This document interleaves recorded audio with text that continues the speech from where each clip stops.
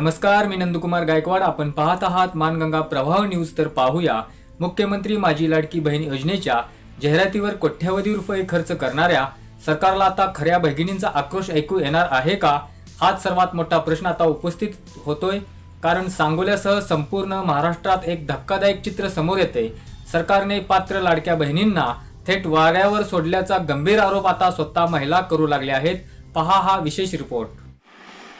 होय, निवडणुकीच्या काळात ज्या बहिणींच्या नावाने राजकीय पोळ्या भाजल्या गेल्या, त्याच पात्र महिलांचा लाभ आता तांत्रिक त्रुटीच्या नावाखाली अचानक बंद करण्यात आला आहे.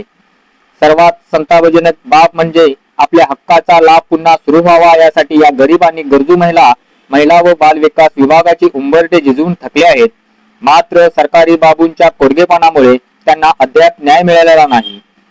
अनेक महिलांचे आधार लिंक पूर्ण आहे, बँकेत कोणतीही त्रुटी नाही, सर्व कागदपत्रे वैध आहेत, तरीही त्यांचे हप्ते का थांबवले गेले याचे उत्तर द्यायला कोणतीही यंत्रणा तयार नाही.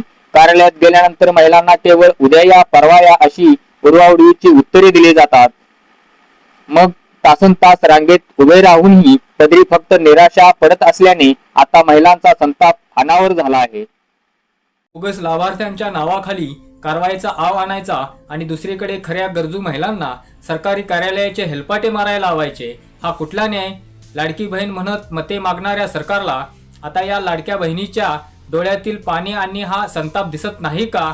प्रशासन या महिलांना कधी न्याय देणार की केवळ आश्वासनाची गाजरे दाखवणार याकडे आता सर्वांचे लक्ष लागले आहे.